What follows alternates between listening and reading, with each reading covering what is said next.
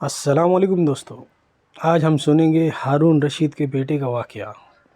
ہارون رشید کا ایک بیٹا تھا جس کی عمر تقریباً 16 سال کی تھی۔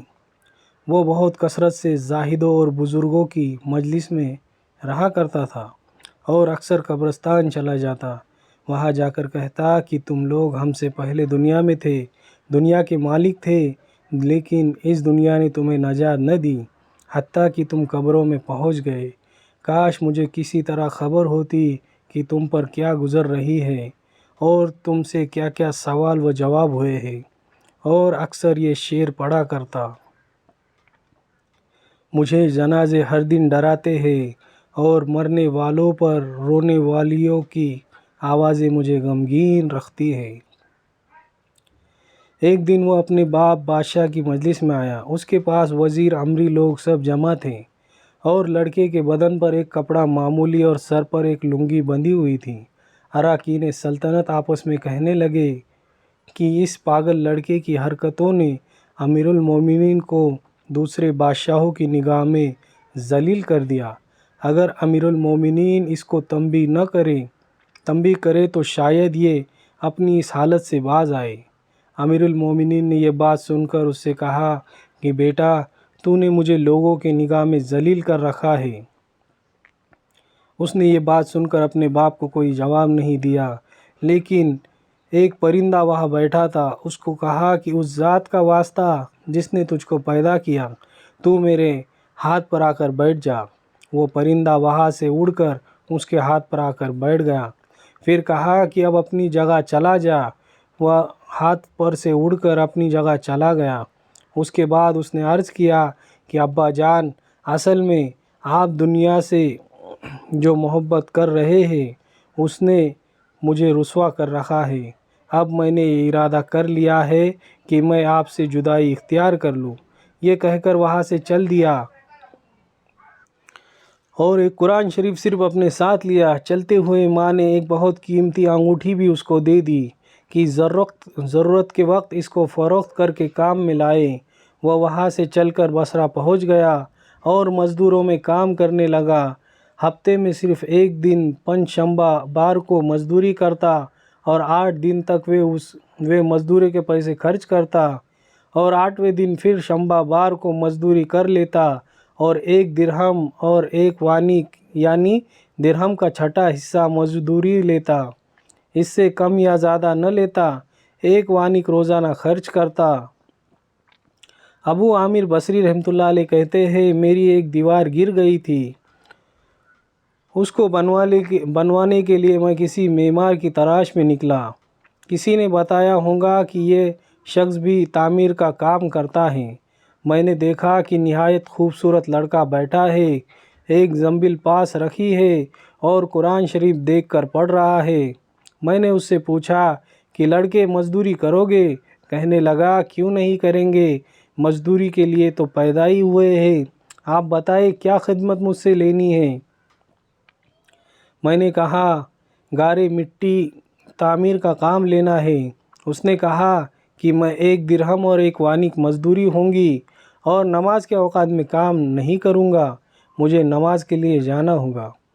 میں نے اس کی دونوں شرط منظور کر لی۔ اس کو لا کر کام پر لگا دیا۔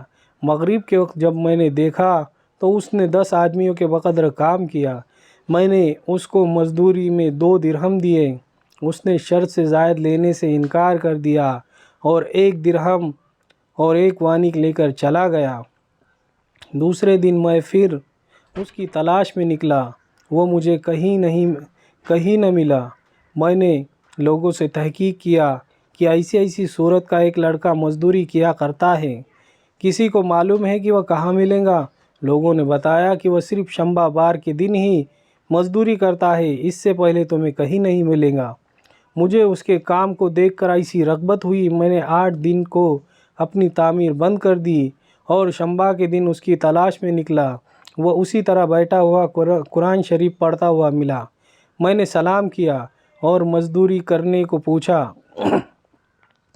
اس نے پہلی والی 2 شرطیں بیان کی، میں نے منظور کر لی۔ وہ میرے ساتھ آ کر کام میں لگ گیا۔ مجھے اس پر حیرت ہو رہی تھی کہ پچھلے شنبہ بار کو इस अकेले ने 10 आदमियों का काम किस तरह कर लिया। इसलिए इस मर्तबा मैंने ऐसी तरह छुप कर कि वह मुझे न देखे उसके काम करने का तरीका देखा तो अजब मंजर देखा। वह हाथ में गारा लेकर दीवार पर डालता है और पत्थर अपने आप ही एक दूसरे के साथ जुड़ते चले जाते हैं। मुझे यकीन हो गया यह कोई अल्लाह का वली है और अल्लाह के औलिया के कामों में गैब से मदद होती ही है। जब शाम हुई तो मैंने उसको 3 दिरहम देना चाहे तो उसने लेने से इनकार कर दिया कि मैं इतने दिरहम का क्या करूँगा, और 1 दिरहम और 1 वानिक लेकर चला गया। मैंने 1 हफ्ता फिर इंतज़ार किया और तीसरे शंबाबार को फिर मैं उसकी तलाश में निकला, मगर वो मुझे न मिला। मैंने लोगों से तहकीक किया। एक शख्स ने बताया कि वह 3 दिन से बीमार है, फला वीरान जंगल में पड़ा है। मैंने एक शख्स को उजरत देकर इस पर राज़ी किया कि वह मुझे उस जंगल में पहुंचा दे।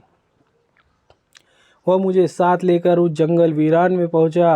मैंने देखा कि वो बेहोश पड़ा है, आधी ईंट का टुकड़ा सर के नीचे रखा हुआ है।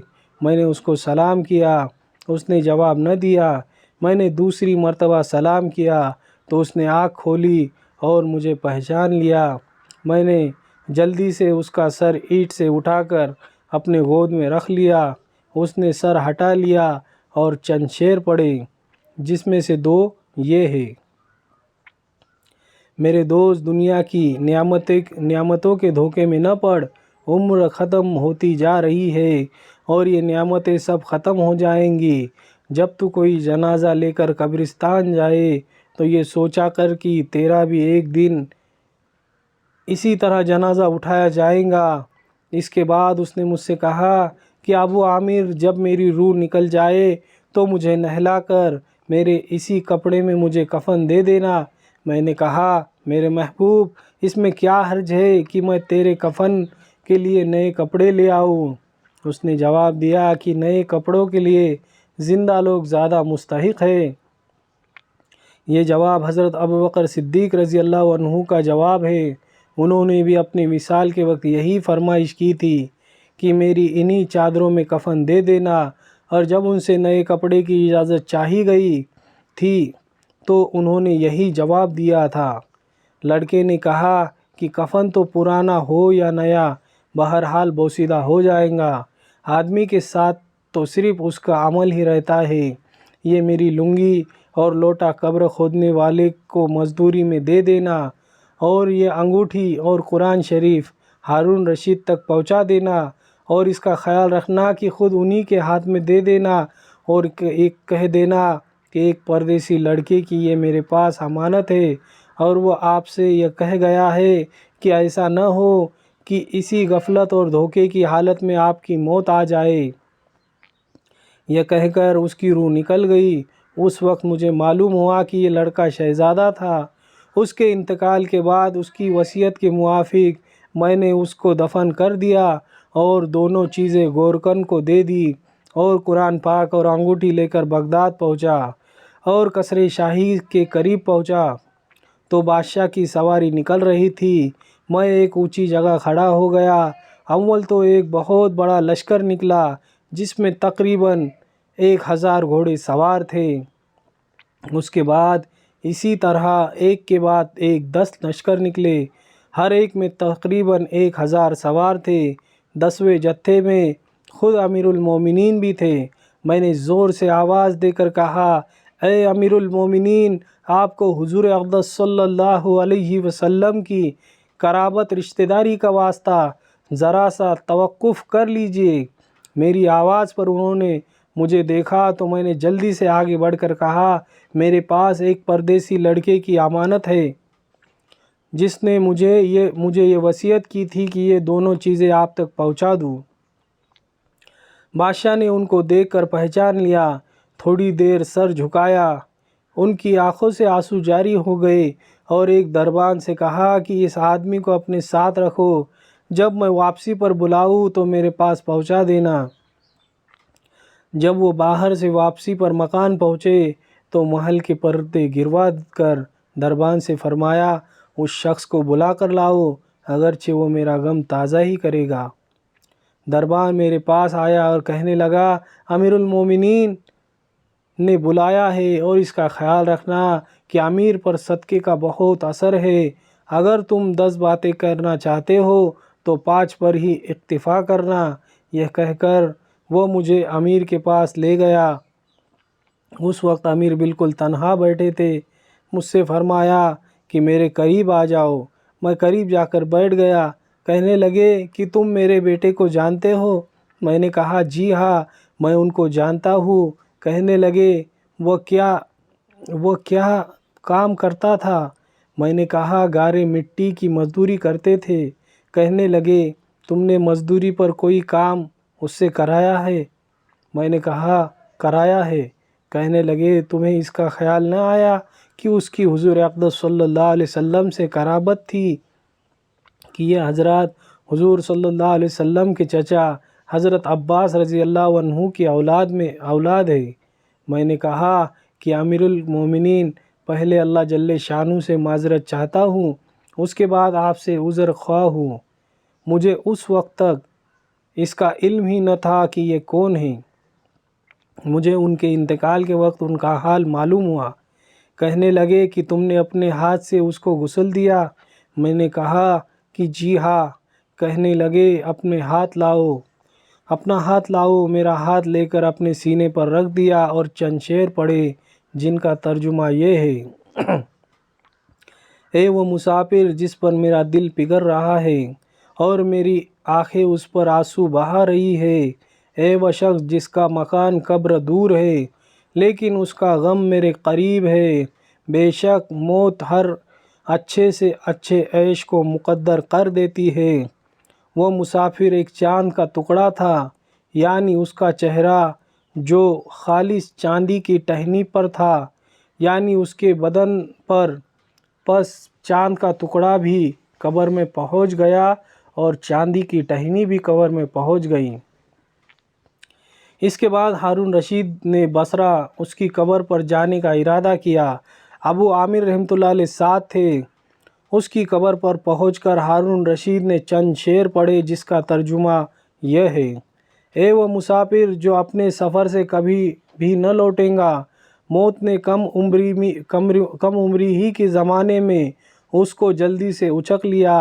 اے میری آنکھوں کی ٹھنڈک، تو میرے لیے انس اور دل کا چین تھا، لمبی راتوں میں بھی اور مختصر راتوں میں بھی۔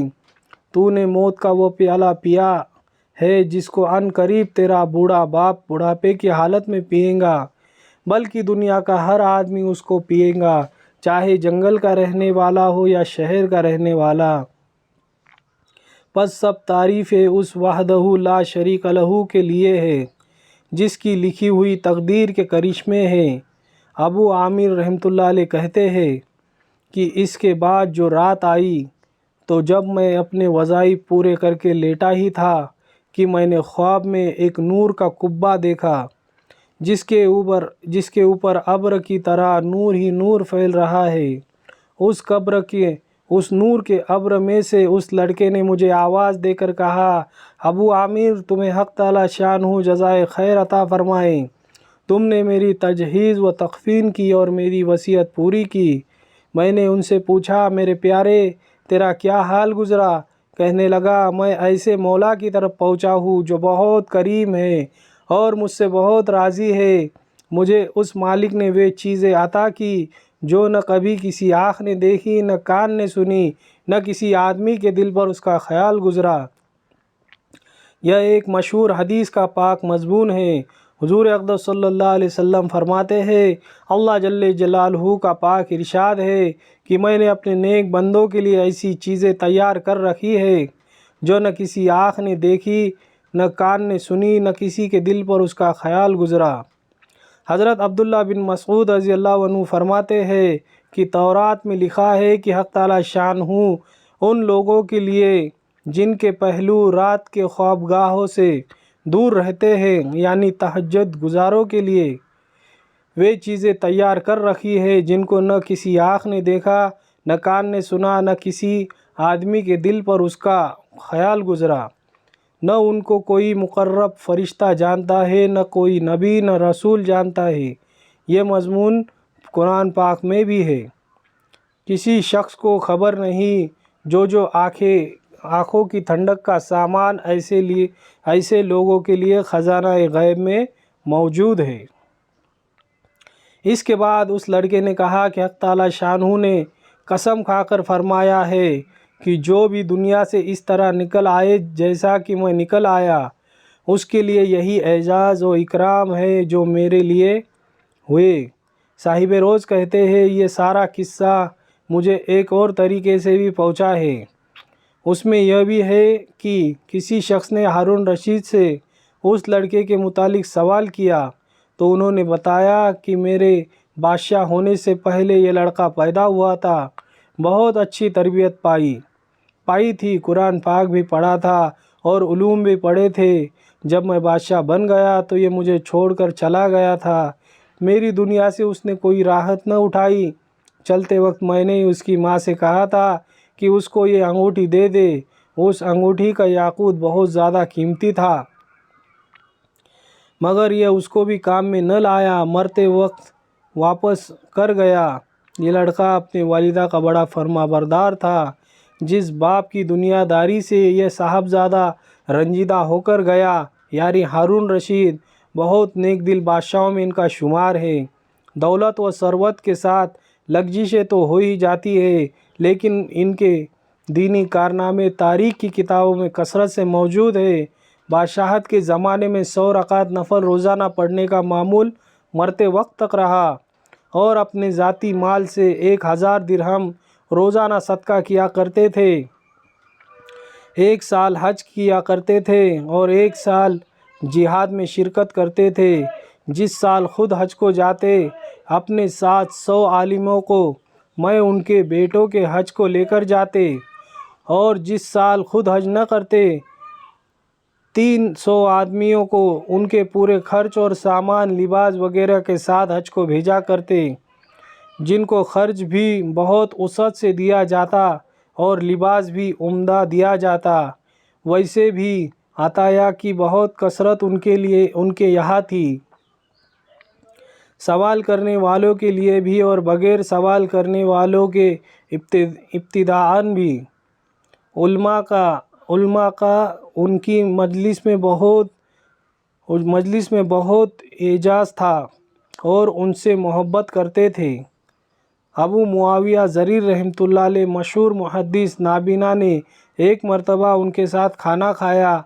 खाना खाने के बाद ख़ुद हारून रशीद ने उनके हाथ धुलाए और ये कहा कि इल्म के एजाज़ में मैंने धुलाए हैं। एक मरतबा अबू मुआविया रहमतुल्लाह अलैह ने हुज़ूर अक़दस सल्लल्लाहु अलैहि वसल्लम की हदीस, जिसमें हज़रत आदम अलैहिस्सलाम और हज़रत मूसा अलैहिस्सलाम के मुनाज़रे का ज़िक्र था, बयान की कि एक शख्स ने कह दिया कि इन दोनों हज़रात की मुलाकात कहाँ हुई, तो बादशाह को गुस्सा आ गया और कहा, मेरी तलवार लाओ। जिंदीक बद्दीन हुजूर सल्लल्लाहु अलैहि वसल्लम की हदीस पर एतराज़ करता है। नसीहत की बातों पर बहुत कसरत से रोने वाले थे। अल्लाह ताला हमें भी अमल की तौफ़ीक अता फ़रमाए। रज़ल्लाहु अन्ना मुहम्मदन माहु अहलु सल्लल्लाहु अलैहि वसल्लम। सुब्हान रब्बिका रब्बिल इज़्ज़ति अम्मा यसिफ़ून व सलामुन अलल मुरसलीन वल्हम्दुलिल्लाहि रब्बिल आलमीन। वीडियो पसंद आए तो वीडियो को लाइक करें और ऐसे वीडियो देखने के लिए हमारे चैनल को ज़रूर सब्सक्राइब करें।